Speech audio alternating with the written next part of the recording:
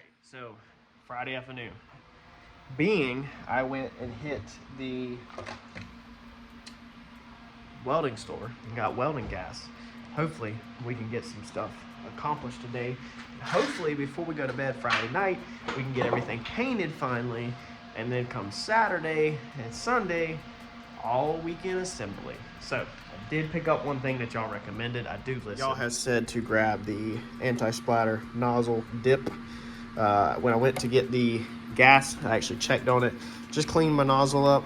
The guy at the store said that a lot of people say that if you get this warm, that it helps this stuff work better, supposedly. So I told him, I said, well, I'll try a cigarette lighter. So I'm gonna just put a little bit of heat to it. I mean, I'm guessing probably most people start welding, and then when it gets a little warm, maybe they dip everything in there. I don't know if you can just stick the whole nozzle. Leave that in the comment section below. Would y'all start welding if you've ever used this product and then just literally take the whole gun and stick everything in there, like the whole 9 yards? Or do you just stick just this nozzle, I guess, you in there and not the tip? Like, do you stick all of this in there or just this piece? We're gonna do this piece for right now until y'all let me know in the comments. If y'all say do everything, then maybe next time I'll start welding, get everything warm, and then stick it all in there, if that's what you think I should do. I'm basically thinking just heat it up with a lighter like this.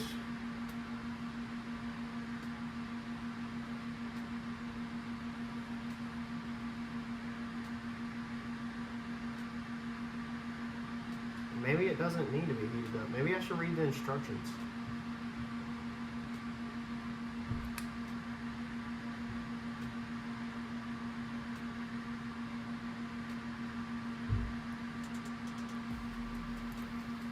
It literally just sticks right in there. It says direction for use. Dip the gun nozzles in the ProStar and repeat as required. Yeah, it doesn't say anything about like heating it up. So let me know in the comments what y'all normally do. I think the heat trick is definitely not going to be bad for it. All right, so to fill in these holes in the top right here, I've already done one right here. What I used to do, or what I have done in the past, is just weld a bunch like a donut, fill it in a circle, but then you end up with the bottom that's not very smooth, and then you got to grind it. Most of the time, in most situations, that's not an issue at all because you don't care about the bottom. So actually, when I originally did this car, I had a couple of dime-sized holes in the floorboard that were rusted, and so I welded them up. What I did was I took a piece of aluminum plate and put it under the car with a jack, and I jacked up on the floor plan with the aluminum plate, and then I just welded so it wasn't blowing through. The weld kind of puddled on aluminum plate. Now, of course, you got to hit your steel to get it to arc or whatever, but because your steel don't stick to aluminum. But ever since then, I have not done the aluminum trick at all. I always just weld up the perimeters. Like, even if it's like a hole like this, I just weld up the perimeters and then just leave the back sides messy because I didn't need, you know, such as that floorboard. You want the top decent and you want the bottom decent. You don't want to get underneath the car and see where you end up with a bunch of rod or the wire poking through and all that. So on these, I don't really want to spend a bunch of time grinding up inside the shock hat. I kind of want it to be smooth right out the gate. So we're going to do the same trick with the aluminum. What I've done, I'm actually going to save this piece in my toolbox, this is just a scrap piece of aluminum, really thick, that I have cut. And there's where I did the first one. So I'm going to throw y'all on a tripod and basically show you how I do it. But this is nothing new. This is no special trick or anything. Guys have been doing this for a very long time, and I've actually had this mentioned in the comments a handful of times. And I greatly appreciate the advice, helping people out and putting tips in the comments. Always read the comment section because on my channel, there's a lot of very smart guys. So we're literally just going to go down and like this, okay? And we're just going to hold it just like that while we hit that weld. And that's hopefully going to, I don't want to stick my hand under there and feel that bottom side right now. But I just did that one. Let's take a look, see if I can see it. Let's see here. Yeah, okay. So it's pretty flat underneath there. So hopefully we won't have to do no grinding work. It'll be nice and smooth, and this will just be a one hit done. So let's weld these other two up and see how it turns out. Pretty easy. Literally just hold it like this. Just make sure your aluminum plate is decently flat.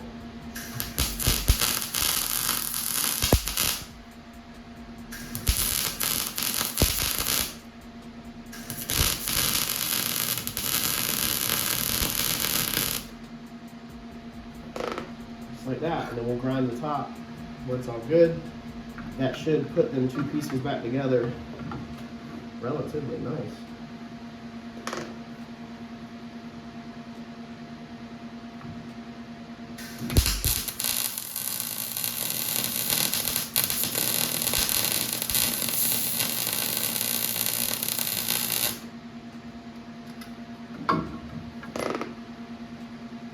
Turned out pretty good.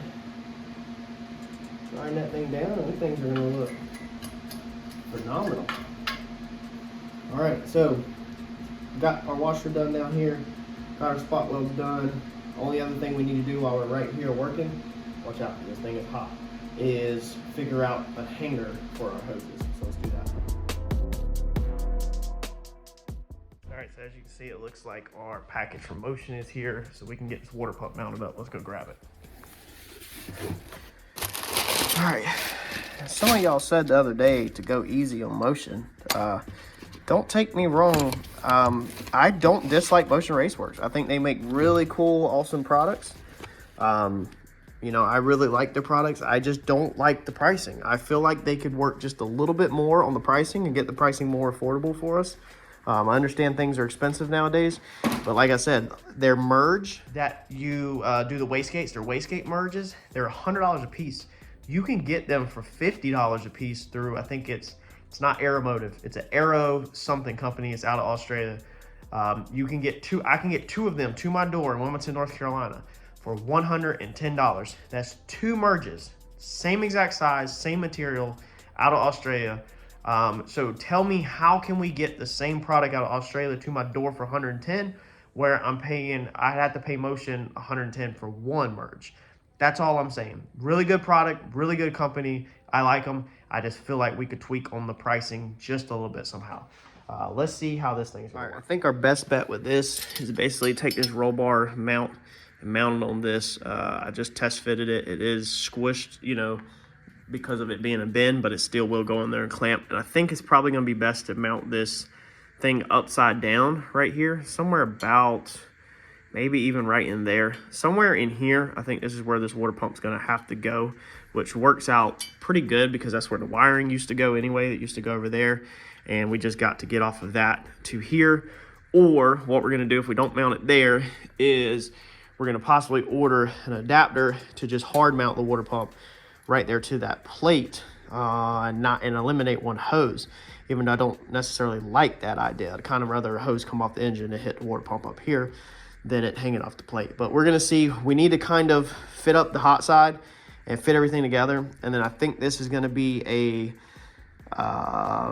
like a bolt on, basically. It's either gonna bolt to the roll bar, or it's gonna bolt to that plate, or screw into that plate. So it's kind of gonna be an afterthought. We're not gonna weld anything to the chassis to mount this water pump up, because I'm pretty sure I can make it work off of a bar.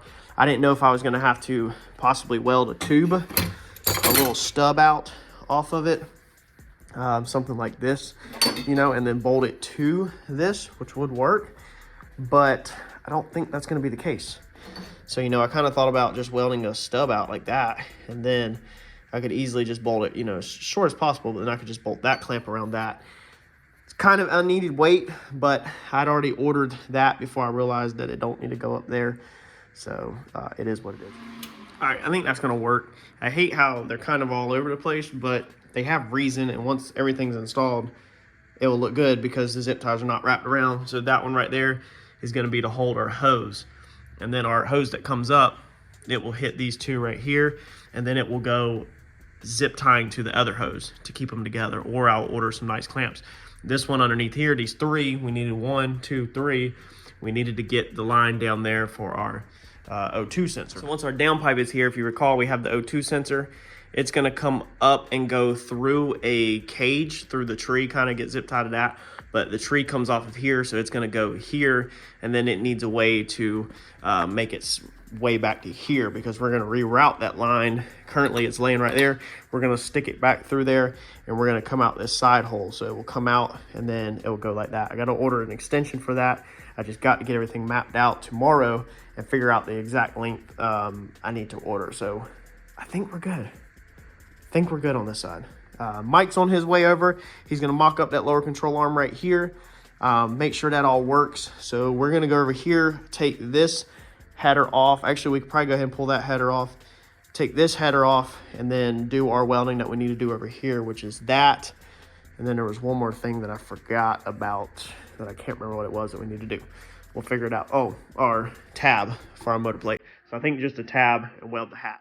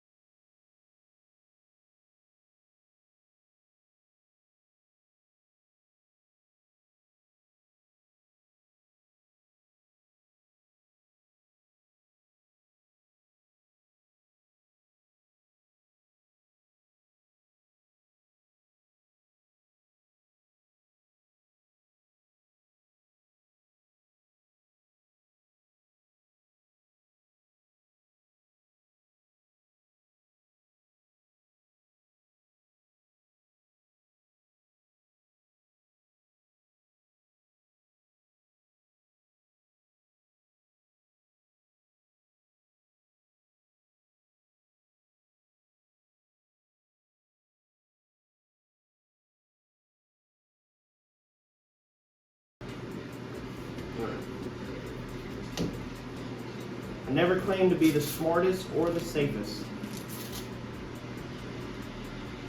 Looks like it's smothering again.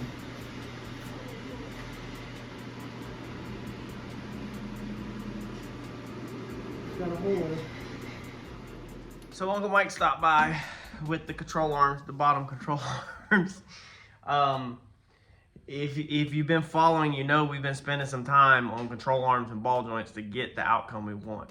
I'm gonna go ahead and tell you, I didn't record anything while he's over here because it was mock-up for just the lower control arms, but that thing's looking gangster. Like, we have more travel now in the arms than we can get out of the shocks, which is exactly what we want. So the arms will travel without binding way more than the shocks. I bet them arms will travel 12 inches without binding. They're pretty gangster, how he has everything indexed. However, Mike, if you're watching this video, I'm sick of tacking.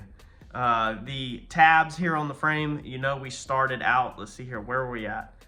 I think we were down, and then we moved them up, and then we moved them down, and then we gotta move them back up. So we've been mocking up. Originally, we were gonna use the original arms, if you recall in a couple previous videos back.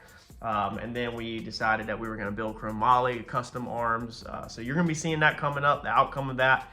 If you haven't caught up to date on the arm situation, you need to jump a few videos back, catch up on when we did the lower control arms and where we are at now. So we're gonna bust these tabs off again. They're only tacked on. Every time they've only been tacked on, I've been setting 4 degrees every single time, and I just move them up and down basically in a sliding straight line every time. So it's not the end of the world. It don't take long at all to move them, but I got the permission to go ahead and move them at max height. So we're gonna go ahead and put them as high as they'll go back on the frame rails and then burn them things in 100%.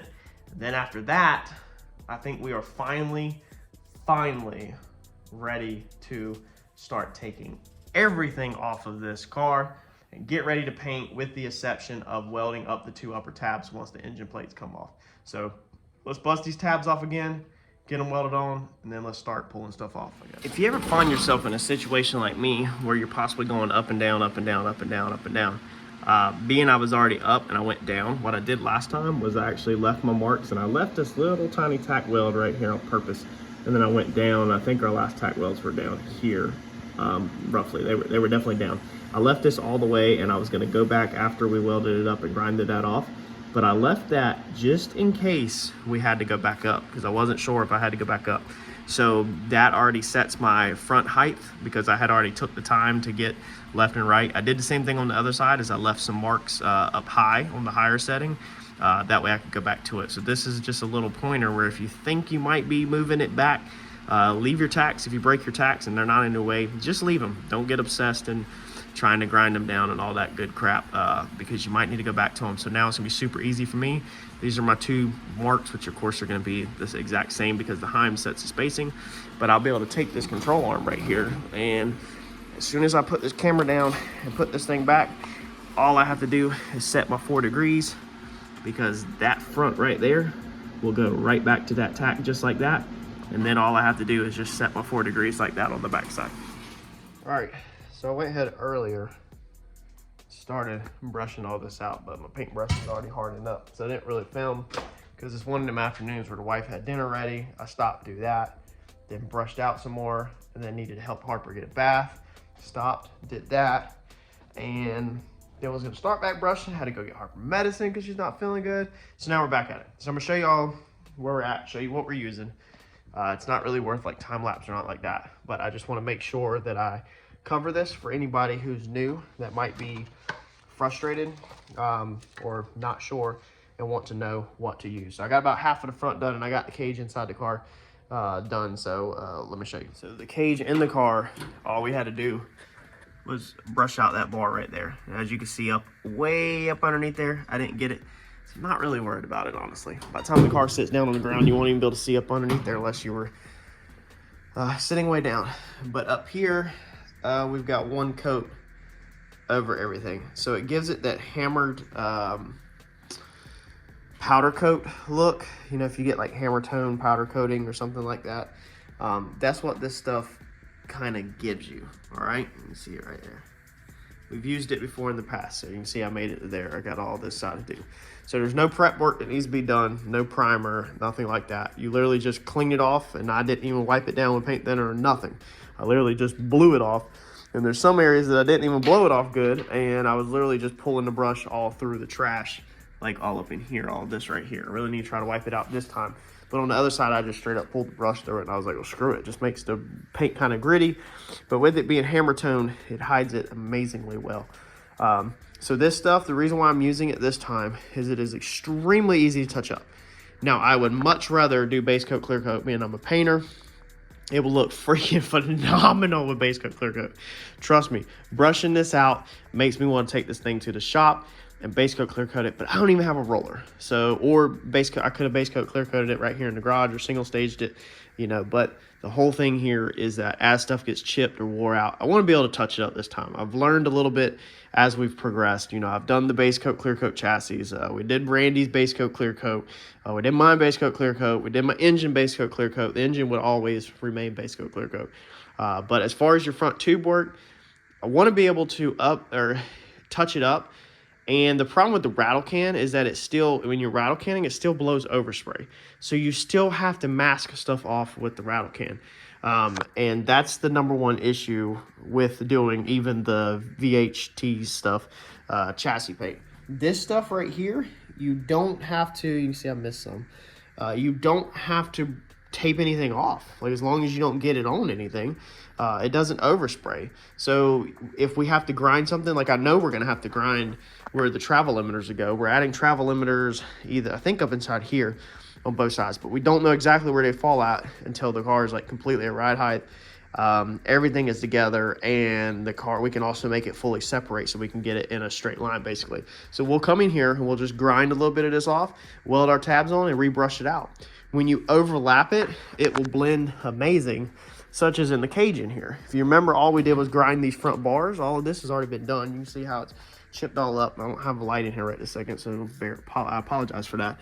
But I didn't paint this, and then I blended this area right here in. So if you look on the camera, like, I mean, you don't even see really where my blend is at all. Actually, you can't, because I know where I blended it. It's hard to even tell. So this stuff, that's what I like about this stuff, is that it's easy to touch up. If you're gonna touch stuff back up, you don't have to scuff it. You don't need to Scotch-Brite it. You don't need to sand it. You don't need to do anything. You can literally just brush this stuff right over top of itself, and it will stick perfectly fine. So there's no prep work on this stuff at all. That's what's amazing. There's no freaking prep work on this stuff at all, besides just getting it as clean as you want it to get. I mean, it says it right there: hides surface imperfections, no primer needed, stops rust, apply over rust. I mean, how can you get a better product than this stuff right here? So the part number for this one is going to be gray. This is what I used on my cage, and as you can see is that the gray is a little light. It's not as dark as you would think it would be. So that's going to be the hammered gray that's on the cage. It's almost like a silver. It's not really a gray. I think I originally bought it hoping it would be a gray, and it actually ended up being a silver. It should be called silver. And then on your black, as you can see, it's not a true black. It's more like gray. It's more like a dark gray. There's black, and there's the hammer tone. So you can see right there the difference. That's black, dirty black, okay? There's that. That's gray. That's dark gray. That should be called like charcoal gray, but it's called black. It is, there's the part number right there. Screenshot that. Okay, you can type this in on Google, Amazon, eBay, anywhere. This is at Lowe's, Home Depot, probably your local hardware store. This stuff is really available everywhere. You can also get this stuff in rattle can form. So if you're wanting to do something in rattle can, instead of brushing it out, you can do that. Our front tree, okay, the front tree thing that we have going on this, the whole front support, needs to be done to match. What I'll probably do on that is I'll order that big thing down there. Since it's such little tubes, I don't want to be trying to brush that out because that's going to create a lot of runs where everywhere the brush goes over the edges. I'll probably order rattle can, and take the harness off, rattle can that whole piece out so that it matches when it goes on. But instead of brushing that one, I'll rattle can that one because I can just sit it up outside and just rattle can it right here at the house. So that's the good thing about this stuff, is the maintenance, the touch up, the serviceability, everything. I mean, I don't have to take the motor out. I don't have to tape nothing. I just got to make sure I don't drip it. And it don't even matter if I drip it on the floor. So I'm going to continue brushing it out. Like I said, let me close this door. It stinks. You got to have good ventilation. I've got the air system on in here, but honestly, I don't have the best ventilation because it is cold down here like crazy. I'm not trying to freeze out the garage, but I am going to have to, you know, I just opened it for a few minutes. I'll have to open it back up probably before I go to leave. And the wife don't know it yet, but it will go all through your house. She's smelled it before and dealt with this kind of stuff before. It's best if you could do this during the day where you can just have your garage wide open and let this stuff dry out for like 8 hours to really kick the smell off, because the smell comes from the curing process. So if you could do it when it's ventilated, can't talk tonight, then that's gonna be the best. We've got cold weather moving in extreme. It's gonna be 19 tomorrow morning or Sunday morning. Saturday or Sunday morning is 19. It's not getting out of like 40s all weekend. So having the garage door open is just not gonna happen. So the wife's just gonna, as soon as it hits upstairs and she smells it, she's probably gonna say something, but she's extremely understanding. I have an amazing wife. So it's just gonna be what it's gonna be. But I'm gonna keep brushing this out, get this done. To brush this out, I use, again, the little, dude, when you go to Harbor Freight next time, just buy a pack of these 36 little tiny 1-inch brushes. You think you won't need it, but look at what we've already used on the channel for just in the past 2 videos. Now we're brushing out the cage on the inside, we're brushing out the chassis on the front, and we did our seam sealer with them brushes. That's 3 things right there that makes it well worth it. And that box is not expensive. You can throw it in your drawer and you'll always have them little tiny brushes. Definitely grab you some brushes next time you're at Harbor Freight. I normally don't second coat this stuff. Normally 1 coat is decent. However, if you put the 1 coat on too thick, then it can sag, okay? And you'll see this, you won't see the sag immediately, but then when you come back, you're gonna see it, it's gonna look like crap. So put it on thick enough where it covers, but not so thick that it sags. And also you can't go back over top of it as soon as it kind of starts to flash. So as soon as you get it on, if you wait probably 5 minutes or 3 minutes and you go back over it, it's gonna wanna kind of pull it off. And you'll see what I'm talking about when you mess up and go over it. It's fine, just let it do its thing. If it starts to pull, just re-wet your brush and go over that area extra wet. So you're not like dry brushing basically. And as long as you just, you know, put a nice even coat on it, it's not super thick where it's gonna run, don't overlap stuff that's already starting to dry, you're gonna be fine. Let the stuff completely dry off overnight or whatever, a couple hours, and come back and rebrush it. And once that first coat's hardened up, you can go back over it again and rebrush it out. What I'll probably do is I'll probably brush over all this, and then I'll probably come back over here. I did this earlier. This was about an hour ago or so. And I'll probably attempt to try to start brushing back over this again to see if it's dry enough. And if it will, I'll start working my way back around. And hopefully by the time I get back over there, hopefully it'll take more over top of it being wet. I don't care about the bottom side so much. I'm getting the bottom side like 100% on the first coat. So even up here inside the shock hats, I'm getting everything 100%. But the second coat, I only care about the appearance. And so I only kind of want what can be seen. I don't care about up inside the shock hats. I'm not gonna lay on the floor, get the bottom side of the bars. I want all that done on the first pass, so when this thing's on the lift, it looks good. If we roll the car and wreck the car at the track and people are videotaping it getting flipped over, I need the bottom side to look good while while it's on camera. You gotta have the bottom side look good. How have you wrecked the car and you rolled it and it's torn all to pieces, and then everybody can see where you skipped paint and you skipped welds and all that stuff? I mean, you can't have that. You got to paint everything. That way it looks good, no matter if it's wrecked, banged up, blowed up, or right side up. It's got to be all looking good at all the time. It's got to be camera ready. All right, so we got all this brushed out. I try to go over it a second time, and it's still wanting to kind of pull on me. So I got some of it on. I got the top hats coated a little thicker, and on both sides. This side was really hard because it really did not have time to dry out. But it's stuff like that, so you can kind of see through it. Put a light way up here. It's not bad. It's just, it really needs a second coat. But all of that gets hid underneath the fender. Most of all this stuff you're not gonna see when the car's together, honestly. So it's perfectly acceptable with just one coat.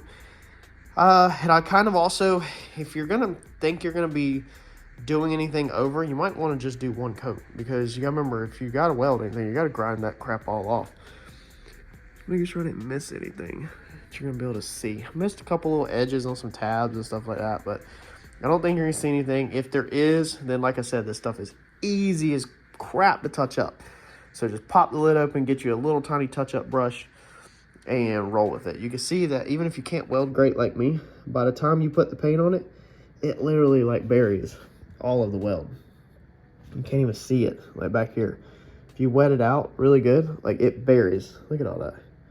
I mean, I could have wet that out more, but it pretty much buries all your weld. So this is a really good product for DIY guys doing it themselves. I think we pretty much got it.